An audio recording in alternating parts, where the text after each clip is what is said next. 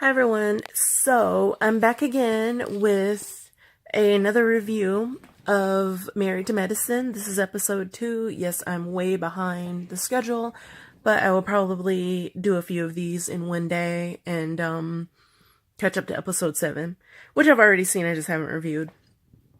Okay, so this might be kind of a cursory review because I cannot find my original notes, but it's fine. Um Okay, so, and I just rewatched the episode, so because I watched it so long ago that I kind of forgot. But anyway, okay, so episode 2, it starts with Heavenly and Dr. Damon. Um, yeah, I don't know, like, Dr. Damon's energy seems so off this season. I don't know that it's different than other seasons, but he just seems kind of out of it, or like, I don't know, depressed, or like, I don't want to say he's a doctor. I can't say he's like under the influence. I'm sure that's not it, but he just, I don't know, seems a little bit withdrawn and detached to an extent. Although I will say, he seemed very genuinely hurt and upset when Heavenly tells him about Mariah's accusations, and I don't blame him, and I felt bad because he didn't ask to be dragged into their dispute, their ongoing beef, whatever.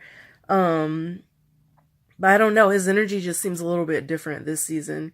I guess maybe we'll find out about that later, why that is. But yeah, it was sad that it wasn't sad that he got upset, but it was sad that it was sad seeing him so upset about Mariah's accusations. So, Contessa and her husband, they have my favorite marriage. Her husband just seems very attentive, and they seem well matched. They balance each other well.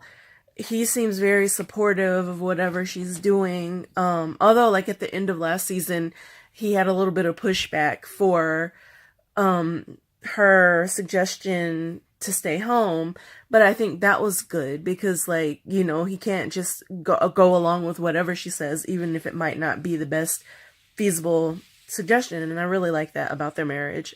He seems to really have like her best interests and the family's best interests in mind, and he just seems like a great guy. I really like Contessa too. I started liking her last season, but I really like her this season. She just seems like so, I don't know, like, she seems a little bit realer than everybody else, sure. But I don't know, she just seems more sensible.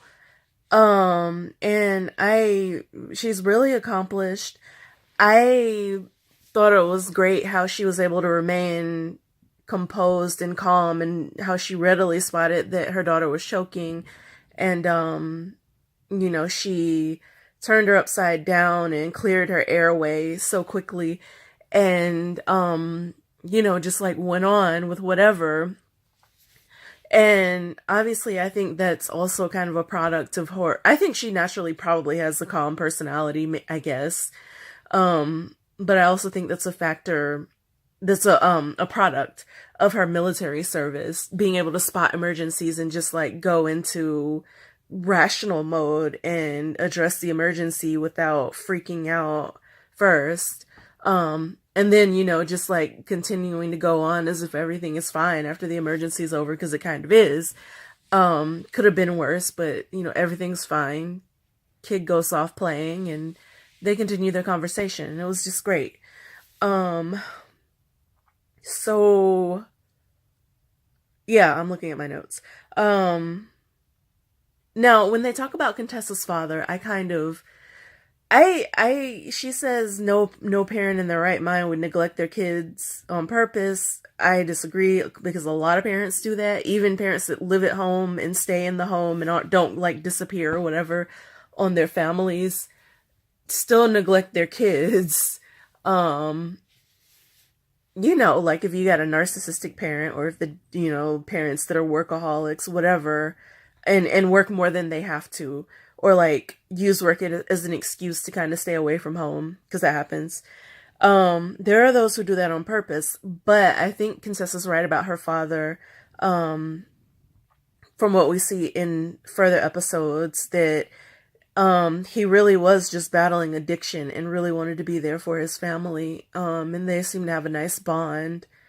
Uh, and again, like, I like how her husband was just like really concerned about the relationship and saying, now is the time to be making up for what he did. And I don't know, like, his wife, it's hard for her to not be emotional about that situation. But the husband was kind of being matter of fact and level headed about it all, and kind of setting a standard for what they should expect from his behavior, in order for it to be acceptable. I thought that was great. So, Heavenly goes to that doctor that, I guess he's a psychologist, but he calls himself the mind doctor, which is weird. Why don't you just say you're a psychologist or a life coach or whatever it is you do? An anger management therapist, coach type person, whatever. So he says that, and that stuck out as weird to me. But why does this man remind me of like a magician or something? There's something about him that seems like he does magic. I don't know why his house looks like that. I don't know why they're meeting in his house. It's super weird that oh gosh, like his odd little ad libs. Oh my. Um, and like he kind of like moans and oh my. Oh, it's weird. It's weird. I'm not here for it. But yeah. So yeah, I don't know. That's like, how did she find this person? I mean, like, is he just like in the yellow pages? And I don't know. He seems like he would be under magician, not like, I don't know. It's suspect that he calls himself a mind doctor, but whatever. Whatever. This is where my notes end, so I'm gonna have to go from memory, and I'm a little bit tired, so that might be a bit challenging, but let's do it. So, Dr. Heavenly goes to see the mind doctor. What else? They have the party. I don't know. Toya just needs to like mind her business. She needs to get some business and mind it. Clearly she doesn't have enough to do. She's having meltdowns over people not calling her when they really don't need to call her. And I feel like, as a friend, if your friend is an emergency that would reasonably prohibit them from calling you, then, or, prevent them from calling you, then once they tell you about the emergency after the fact, a friend would be like, oh, okay, we'll catch up later. Is everything okay? I want to hear more about it, whatever. She didn't really do that. In fact, she had a big meltdown and she tried to embarrass Contessa and like would not let it go. First kept talking about it in front of people and, oh, your wife must be feeling better because you're here. Like, thank you for leaving your family and for coming. Is that so hard? Apparently it is for some people. But yeah, like, I will say that, I don't know, the party was a nice gesture. It was nice. I'll say that it was nice seeing Eugene be surprised, and I think that he thought the party was really nice, and so that was nice. On another note, I don't know whether Eugene is around more often or if he talks more this season. I don't know, like, it just seems like, I know he had his little comments, he's had his comments in seasons past, but there's something different. Maybe I just, like, noticed it a lot more, but I thought he was right in what he was saying to Toya about the party, but just, like, other little things, did Curtis say that or Eugene's? I don't remember. But it definitely comes up in further episodes, and so maybe I'll bring that up again. But it just seems like he has more to say this season about other people's stuff. Curtis is kind of annoying and weird. again, similar vibe. Of course, it's different with Curtis because he is slash was, whatever. We'll go with was. He was a cheater last season. Whatever. Yeah, I was gonna say, like, once a cheater, always a cheater, maybe, or at least for a really long time until you, like, have time to reform, and it's too soon. But anyway, the whole cheating thing makes it different, but, like, his little comments, it just seemed like, I don't know, like, he would interject, well, we need to make sure not Eugene, we need to make sure Gregory feels included, because he's probably lonely. Gregory's fine. I mean, if you want to make him feel included, call him, invite him to the guys' nights. It's weird to invite him as a single dude to, like, I mean, I don't know if it was a couple's party, but, like, yeah, I don't know. Y'all don't know where that is and what's going on with him and with them. And, Quad was gonna try to be there. That might have been super awkward. Clearly they weren't coming together because, I don't know, I just didn't get the impression that, like, it's weird that the dudes have to say to him, yeah, you can come, and the ladies invite Quad, as opposed to them just inviting them together, yet they would be sitting here having this conversation about, why don't we invite, I don't know, it's weird. It's weird and it's a little bit messy and just, I don't know, like, they should talk to maybe the right thing to do is to talk to them individually and say, oh, we're inviting Quad, or we're inviting Greg, come if that's comfortable for whatever. That's just too messy, I guess, to, like, invite them both but you haven't communicated with them that you've invited the other person and you don't know if they're speaking on speaking terms, even if they are in the same house. Like, I don't know. About that, okay, so I think that Quad and her sister circle friends seem more genuine, and I think they're doing what I wish the women on Married to Medicine would be doing, like the cast members would be doing to support Quad. It just seems more organic and natural. And, Selena asked, like, a tough question. Well, you have a decision to make. What are you gonna do about Dr. Gregory? But it's still, like, it doesn't go all the way left like it does when the castmates ask her questions, because, like, that question came within the context of them being supportive and saying, I hope you feel supported, and, what can we do? We're trying to be there, and, I don't know, and they're just having a good time going out to drinks and, still, like, trying to have a supportive conversation. Whereas whenever she interacts with the women, it's always like, well, don't you have something to say to us? And where have you been? Like, that's crazy. If your friend is going through a divorce, why do you think they're laying low? Why do you think they're hiding? Like, that's silly. Even if you haven't done anything to them personally, like, it's natural that a person might feel that way. And to get them to open up, you don't do this whole interrogation type thing every time they come around. But anyway,